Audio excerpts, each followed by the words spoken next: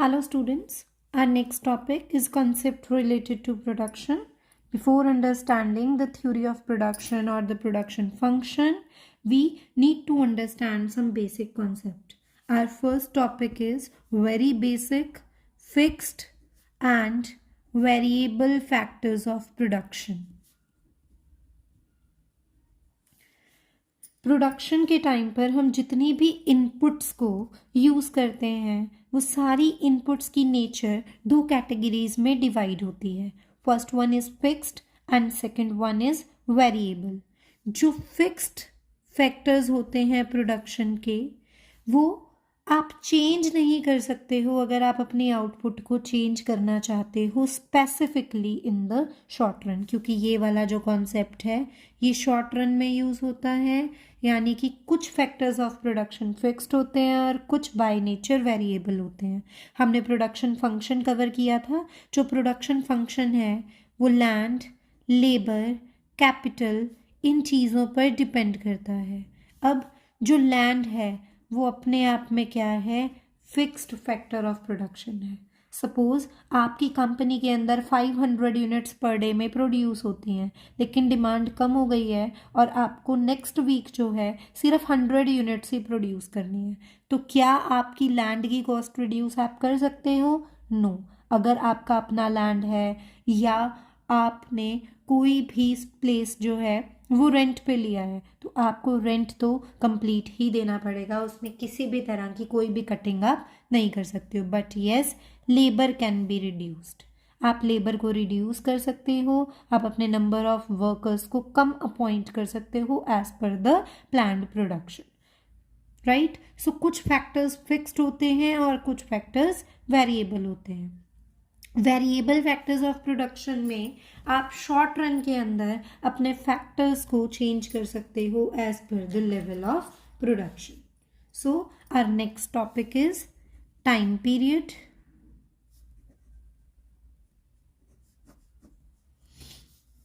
Short run and long run. Short run time period वो time frame है जिसमें आपके जो वेरिएबल फैक्टर्स हैं आप सिर्फ उन्हीं को चेंज कर सकते हो. आपके जो फिक्स्ड फैक्टर्स ऑफ प्रोडक्शन हैं आपके पास इतना टाइम फ्रेम नहीं है कि आप इनमें भी चेंजेस या वेरिएशन कर सको. सो इस तरह के टाइम पीरियड को हम क्या कहते हैं? Short run.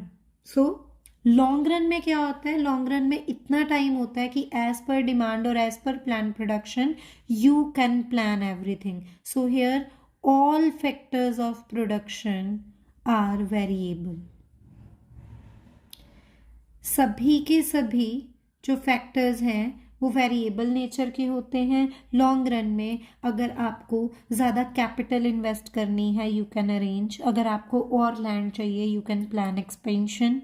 Right. So technology में चेंज नहीं करना, उसके अलावा जितने भी चेंजेस आप करना चाहते हो वो लॉन्ग रन के अंदर चेंज कर सकते हो. Our next topic is variation of output in the short run.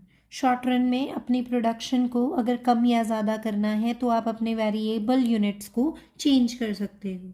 सो तीन मेन कॉन्सेप्ट हम प्रोडक्ट्स के रिगार्डिंग, आउटपुट के रिगार्डिंग यहाँ पे स्टडी करेंगे. First is total product.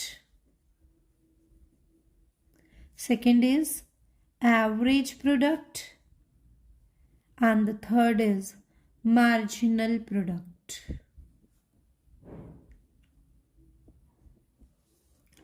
So what is the total product? Total product of a variable factor is the maximum output that is produced by combining given input with available fixed factors of production. So कुछ factors fixed होते हैं और कुछ factors variable. जब आप अपने variable factors को combine करते हो फिक्स फैक्टर के साथ और उसके रिजल्ट में जब आपकी आउटपुट मैक्सिमम होती है वो क्या है? टोटल प्रोडक्ट है. So average product can be calculated by dividing total product with L यानी कि number of units. So average product क्या होता है? सिंपली आपकी एवरेज आउटपुट होती है पर यूनिट ऑफ फैक्टर। आपकी एवरेज आउटपुट क्या है per unit of factor employed. And your third concept, that is marginal product. It is change in total product from one more or one less unit of variable factor.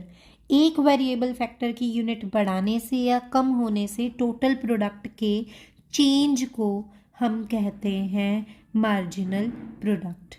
It can also be calculated by change in total product divided by change in factor or total product of nth term minus total product of n minus 1 term.